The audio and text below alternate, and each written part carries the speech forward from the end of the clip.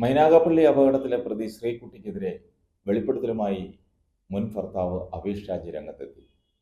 സ്ഥലത്ത് MBBS പഠനത്തിന് പോയത് മുതൽ ഡ്രഗ് അഡിക്റ്റാണെന്നും പ്രതികൾ രാസലഹരി ഉപയോഗിക്കുന്നുണ്ടാകാമെന്നും അഭീഷ് സംശയം പ്രകടിപ്പിച്ചു. ശ്രീകുട്ടി ഒരു പഞ്ചപാവം കുട്ടിയായിരുന്നു.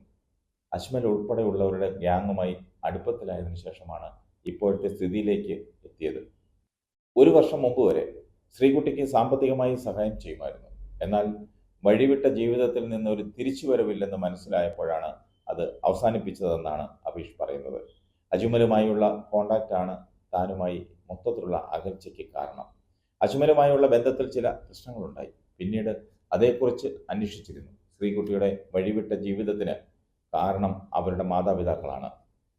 2015 ഇരുവരും വിവാഹിതരായത്. പിന്നീട് ചെന്നൈയിൽ സ്ഥിരം താമസമാക്കുകയും ഒരു കുട്ടി ജനിച്ചതിന് ശേഷം കുട്ടിയുടെ മാതാപിതാക്കൾ അവരെ വിളിച്ചു കൊണ്ടുപോവുകയും ചെയ്തു. 2015-16 കാലഘട്ടത്തിൽ മാത്രമാണ് ഇരുവരും ഒരുമിച്ച് താമസിച്ചത്. പിന്നീടാണ് MBBS പഠനത്തിന് പോയത്. വിവാഹമോചനത്തിനുള്ള കേസ് ഇപ്പോഴും നെയ്യാറ്റിൻകര കോടതിയിൽ നടക്കുകയാണ്.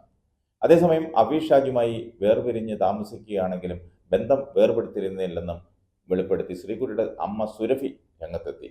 ഇപ്പോഴത്തെ സംഭവങ്ങൾക്കെല്ലാം കാരണം മുൻ ഭർത്താവാണെന്നും അജ്മൽ എന്ന ക്രിമിനലുമായി ചേർന്ന് മകളെ കുടുക്കിയതാണെന്നും സുരഭി ഒരു വാർത്താ ചാനലിനോട് വ്യക്തമാക്കിയിരുന്നു.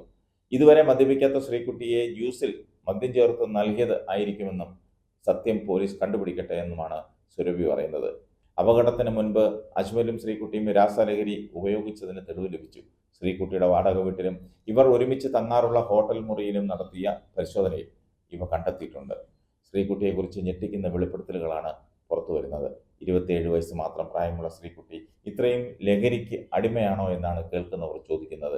ആശുപത്രിയിൽ രോഗികളോടുള്ള ശ്രീകുട്ടിയുടെ പെരുമാറ്റത്തിൽ പോലും പലപ്പോഴും രോഗികൾക്ക് അതൃപ്തി ഉണ്ടായിട്ടുണ്ട്. ഏതായാലും ലഹരി ഉപയോഗം ജീവിതം തകർക്കുമെന്നൊരിക്കൽ കൂടി തെളിഞ്ഞിരിക്കുകയാണ്.